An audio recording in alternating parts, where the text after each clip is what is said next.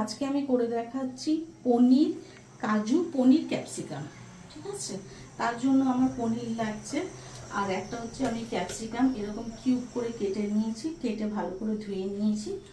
আর নিয়েছি হচ্ছে 4-6 চামচের মতন কাজু বাদাম বাটা। কাজু বাদাম বাটার সঙ্গে রেখে দিয়েছি 1 চামচ পোস্ত আর 2টো কাঁচা লঙ্কা, আর কিছু না। এটা দিয়ে কাজু বাদামটা বাটা আছে। আর পনির পোস্ত করতে আমার কি লাগবে, সাদা তেল তো অবশ্যই লাগবে, তার সঙ্গে লাগবে হচ্ছে ঘি। আমি ঘি দেবো 2 চামচে, এই চামচে 2 চামচের মতন ঘি দেবো। আর কি কি লাগছে, নুন অবশ্যই লাগছে, একটু আদার গুঁড়ো নিয়ে নিয়েছি, যেহেতু এটা নিরামিষ সেই জন্য একটু আদার গুঁড়ো নিয়ে নিয়েছি।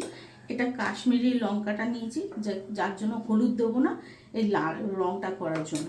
ফ্রেশ ক্রিম নিয়েছি 2 চামচ, যদি আপনাদের কাছে ফ্রেশ ক্রিম থাকে নেবেন, না থাকলে কোনো অসুবিধা নেই।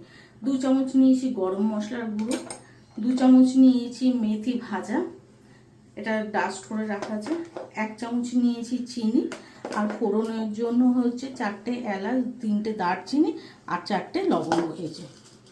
ব্যাস, এই দিয়ে আমি আজকে পনির ক্যাপসিকাম বানাবো কাজু। তাহলে আমি প্রথমে কড়াইতে তেল দিয়ে দিচ্ছি। এখানে আমি 4 চামচ তেল দিয়ে দিয়েছি, আর তার সঙ্গে দেব 1 চামচ ঘি।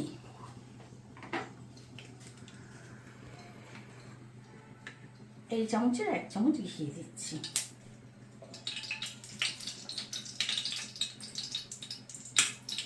ঘিটা মিশে গেছে।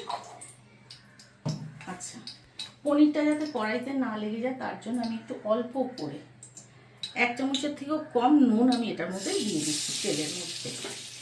এবার দিয়ে আমি পনিরগুলো আস্তে আস্তে ভেজে নেব।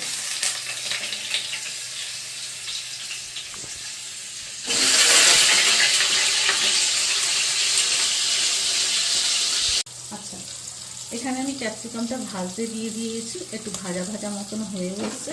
আর পনিরটা আমি এখানে ভেজে তুলে রেখে দিয়েছি। পনিরটা 1 মিনিটের মতন আমি ভেজেছি। এবার আমি এই গোটা গরম মশলাটা যেটা আছে, এলাচ দারচিনি লবঙ্গ, এটা এবার দিয়ে দেবো এর মধ্যে। দিয়ে 1 মিনিটের মতন আমি ক্যাপসিকামের সঙ্গে ভেজে নেব। একটু নাড়াচাড়া করে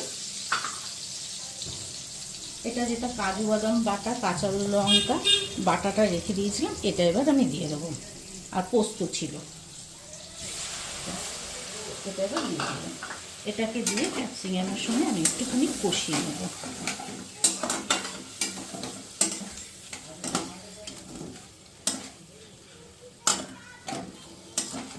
এক মিনিটের মতো আমি এটার সঙ্গে একটু কষিয়ে নেব। গ্যাসটা এবার আমি একটু বাড়িয়ে দিলাম।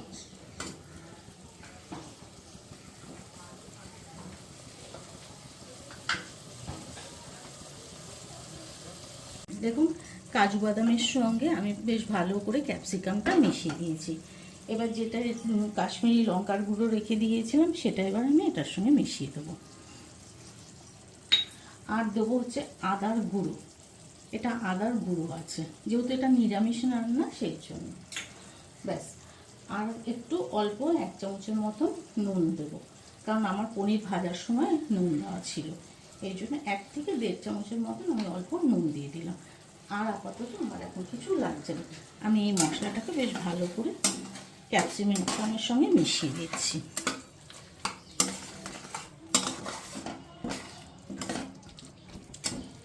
গ্যাসটাকে একটু বাড়িয়ে দিলাম, যতক্ষণ না পর্যন্ত তেল না ছাড়ছে। দেখুন কালারটা কত সুন্দর চেঞ্জ হয়ে গেছে।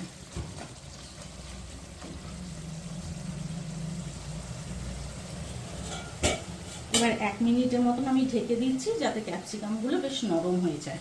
দেখুন আমার মশলার সঙ্গে ক্যাপসিকামটা কত সুন্দর মিশে গেছে। আর সাইড দিয়ে আমি একটু করে দেখাচ্ছি, দেখুন সাইড দিয়ে পুরো তেলও ছেড়ে দিয়েছে। আমি এবার যে পনিরটা হালকা ভেজে রেখে দিয়েছিলাম, এবার এই পনিরটা এটার সঙ্গে মিশিয়ে দেবো।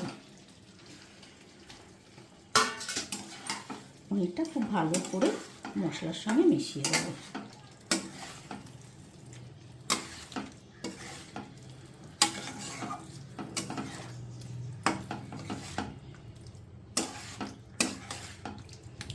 দেখুন মশলার সঙ্গে পনিরটা আমার কত সুন্দর মিশে গেছে। এবার আমি অল্প একটু জল দেবো যাতে হালকা গ্রেভি হয়। আমি পনিরটা যেখানে ভেজে তুলে রেখে দিয়েছিলাম ওই প্লেটেরই 1 প্লেটের মতন আমি জল দিচ্ছি।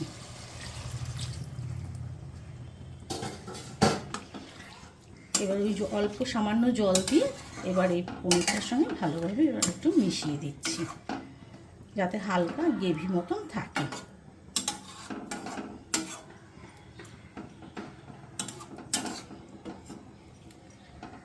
এবার 1 মিনিটের জন্য আমি এটা একটু ফুটতে দেবো। আচ্ছা দেখুন আমার এটা ফুটে এসছে।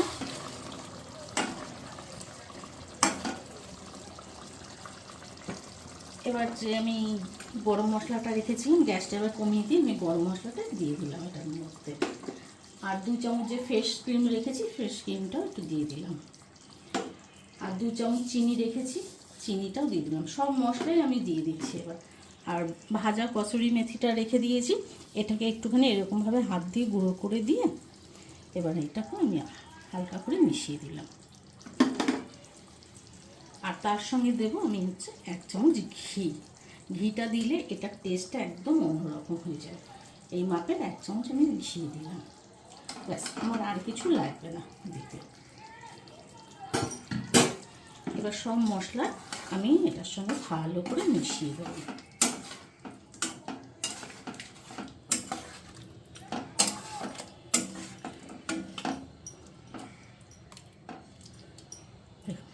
আমি সব মশলা খুব ভালো করে মিশিয়ে দিলাম। মিশিয়ে দিয়ে আমি 1 মিনিটের জন্য ফুটিয়ে ঢাকা দিয়ে রেখে দেবো।